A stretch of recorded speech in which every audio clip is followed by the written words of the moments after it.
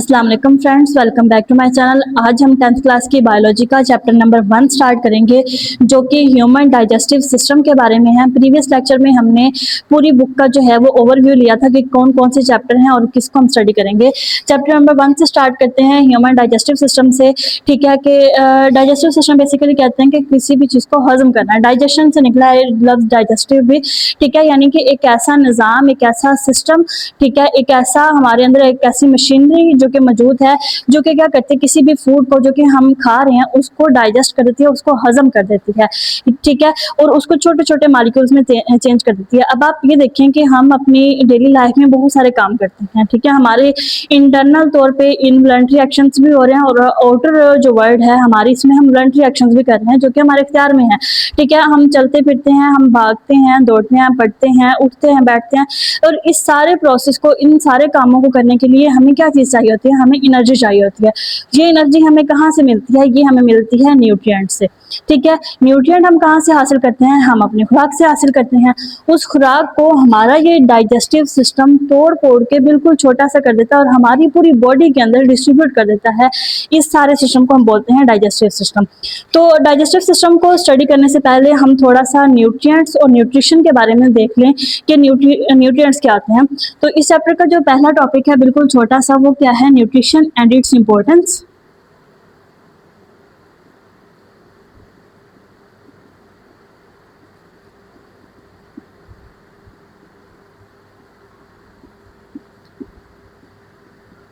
Nutrition basically कहते हैं कि जो फूड के अंदर मौजूद न्यूट्रिएंट्स हैं, इसको बॉडी के अंदर लेके जाना और बॉडी के हर सेल तक पहुंचा देना, इसको कहा जाता है न्यूट्रिशन। ठीक है, अब न्यूट्रिशन की दो टाइप्स होती हैं। एक होती है हेटरोट्रॉफिक न्यूट्रिशन, हेटरोट्रॉफिक, और एक होती है ऑटोट्रॉफिक न्यूट्रिशन।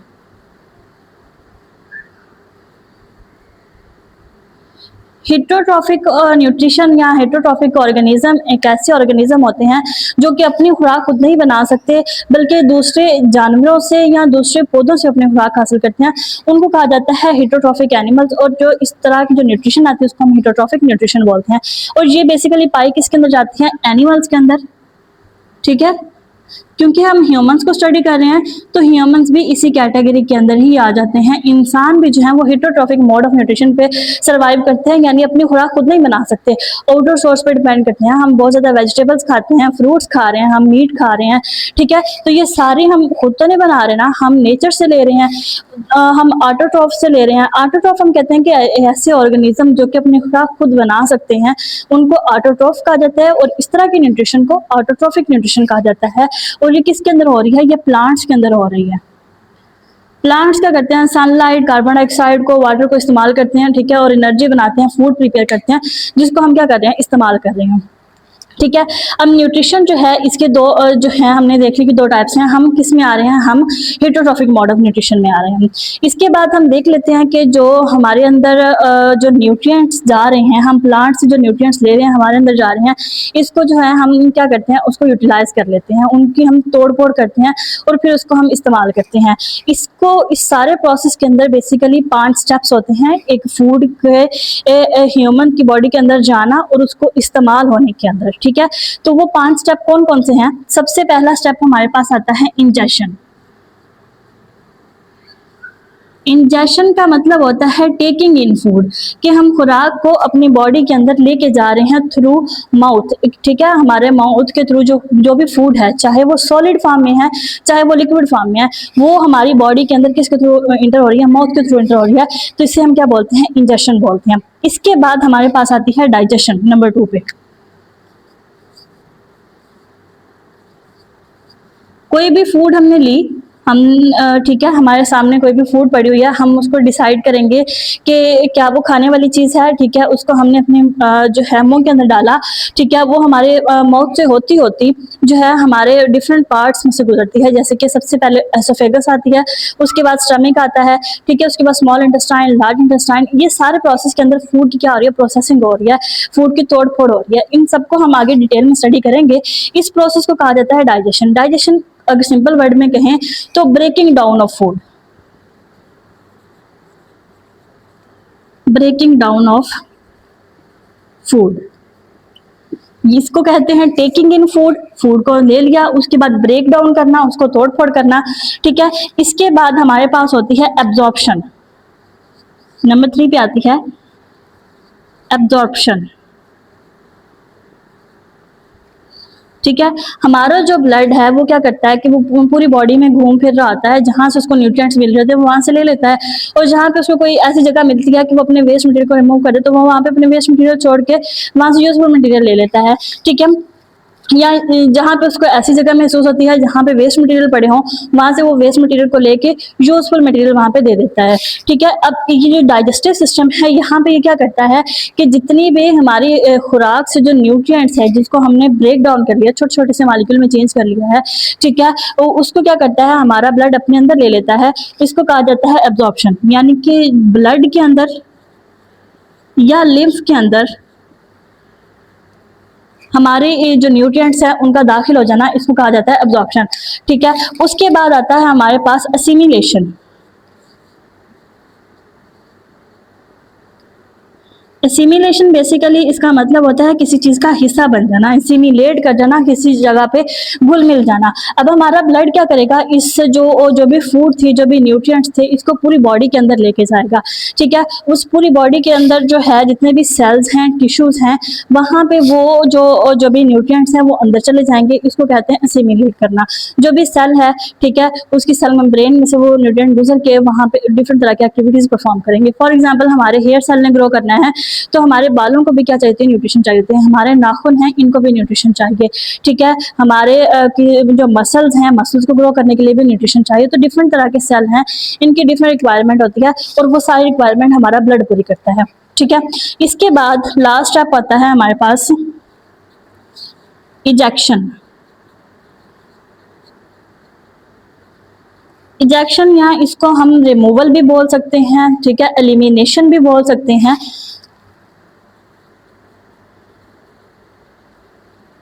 एलिमिनेशन हो जाना यानी कि हम जो भी फूड खा रहे हैं लाजमी नहीं है कि उसके अंदर सारे ऐसे न्यूट्रिएंट्स हो जो कि हमारे लिए यूजफुल हो। कुछ ऐसे भी होते हैं जो कि हमारी बॉडी के इस्तेमाल में नहीं होती, वो या बॉडी के अंदर ऑलरेडी वो साल्ट्स इतने मौजूद होते हैं कि उनको एक्स्ट्रा जरूरत नहीं होती। तो हमारी बॉडी क्या करती है, उन जो वेस्ट मटेरियल को निकाल देती है। इसको कहा जाता है इजेक्शन एलिमिनेशन। और ये जो सारा प्रोसेस है ये एक ही केनाल, एक ही ट्यूब से शुरू हो रहा है जो कि हमारे माउथ से स्टार्ट होती है और एनस पे जाके खत्म हो जाती है। इसको कहा जाता है एलिमेंट्री केनाल, ठीक है। हमारे माउथ से लेके एनस तक जस्ट एक ही ट्यूब है जो चल रही होती है, ठीक है। तो उसको एलिमेंट्री केनाल कहते हैं और ये सारे पांचों के पांचों स्टेप क्या होते हैं उसी के अंदर हो रहे होते हैं। तो जो भी फूड हम लेते हैं, ठीक है, बेसिकली कोई भी हमने फॉर एग्जांपल एप्पल खा लिया, ठीक है, हमने रोटी खा ली, हम मीट खा रहे हैं, हम चावल खा रहे हैं, इसके अलावा हम कोई भी जो है कोई ऑयली चीज़ खा रहे हैं, कोई समोसा खा लिया, इस तरह की कोई जंक फूड खा ली, तो ये क्या होती है बड़ी बड़ी बाइट्स की फॉर्म में होती है। हम उसको अपने माउथ के अंदर एक बड़ी सारी बाइट या एक मीडियम साइज की बाइट लेते हैं और हम उसको च्यू करते हैं। हम उसको माउथ के अंदर क्या करते हैं, छोटे छोटे तोड़ते हैं, क्योंकि अगर आप एक एप्पल की बाइट ले रहे हैं आप उसको उसी तरह नहीं निगल सकते, आपको उसको क्या करना पड़ता है, आप पहले उसको छोटे छोटे से टुकड़ों में तोड़ते हैं। उन छोटे छोटे टुकड़ों के बाद आपकी जो एक कैनाल होती है वहां से वो गुजरती हुई आपके स्टमक तक चली जाती है, ठीक है। और उसके अंदर जाके उसकी क्या होती है मजीद तोड़ फोड़ शुरू होती है, एसिड मिलता है और वो बिल्कुल क्या होती है लिक्विड फॉर्म में चली जाती है। अब हम ये जो बड़ी बड़ी बाइट्स ले रहे होते हैं इनको कहा जाता है फूड के क्या है, ये पॉलीमर्स हैं। पोली का मतलब होता है मैनी, यानी कि उसके अंदर बहुत सारे मॉलिक्यूल्स हैं। एक हमने कार्बोहाइड्रेट, एक रोटी का एक लुकमा, उसके अंदर रोटी के अंदर कार्बोहाइड्रेट्स होते हैं, ठीक है, उसके अंदर क्या होते हैं बहुत सारे पॉलीमर्स हैं। इन पॉलीमर्स को चेंज किया जाता है किसके अंदर, मोनोमर में। हमारा जो सेल है, ठीक है, हमने प्रीवियस क्लास में पढ़ा 9th क्लास में कि सेल बिल्कुल माइक्रोस्कोपिक एक स्ट्रक्चर है हमारी बॉडी के अंदर। उसके बाहर एक बारीक सी मेम्ब्रेन है जिसको हम सेल मेम्ब्रेन बोलते हैं। वो सेल मेम्ब्रेन जो है वो इतने बड़े मॉलिक्यूल को अपने अंदर से नहीं गुजार सकती, वो छोटे छोटे मॉलिक्यूल्स को गुजार सकती है। तो उन पॉलीमर्स को चेंज किया जाता है मोनोमर्स के अंदर। फॉर एग्जाम्पल के पॉलीमर हम ले रहे हैं कार्बोहाइड्रेट, अगर कार्बोहाइड्रेट को चेंज किया जाता है शुगर के अंदर, ठीक है। अगर हम प्रोटीन खा रहे हैं, प्रोटीन को चेंज कर दिया जाता है अमाइनो एसिड के अंदर। और इसी तरह अगर हम कोई भी फैट खा रहे हैं, कोई भी चर्बी वाली चीज़, कोई भी घी वाली चीज़ खा रहे हैं, तो उसको तोड़ दिया जाता है फैटी एसिड के अंदर। ये इस फॉर्म में हम फूड को ले रहे हैं और हमारा डाइजेस्टिव सिस्टम उसको इस फॉर्म में क्या कर रहा है, चेंज कर रहा है। तो ये यही है सारा प्रोसेस डाइजेशन का, ठीक है। यानी कि इस चीज़ को इसके अंदर चेंज कर देना, पॉलीमर को मोनोमर बना देना, इसी को हम डाइजेशन बोलते हैं, ठीक है। ये बिल्कुल एक हमारा छोटा सा टॉपिक था। इसके अंदर हम देखा कि न्यूट्रिएंट्स क्या आते हैं, हमारी बॉडी की को इसकी ज़रूरत होती है, तो वो उसको किस तरह किस मैकेनिज्म के थ्रू न्यूट्रिएंट्स जो है अपने ले लेती है किसी भी फूड के अंदर से, उसको निकाल लेती है। इसके बाद हम नेक्स्ट लेक्चर के अंदर देखेंगे कि जो ह्यूमन डाइजेस्टिव सिस्टम है इसके अंदर कौन कौन से पार्ट्स हैं। माउथ से स्टार्ट होके एनस तक डिफरेंट तरह के ऑर्गन्स इन्वॉल्व होते हैं, ठीक है। इसके अलावा सब ऑर्गन भी होते हैं, यानी कि वो एक्सेसरी के तौर पे होते हैं, वो हमारे डाइजेस्टिव सिस्टम की हेल्प के लिए मौजूद होते हैं। डिफरेंट तरीके के जो है वो लिक्विड्स आ जाते हैं अंदर, एसिड्स आ जाते हैं, बेसिस आ जाती हैं, ठीक है। तो इनको हम स्टडी करेंगे नेक्स्ट लेक्चर में। तब तक के लिए stay connected. Thank you and अल्लाह हाफिज़।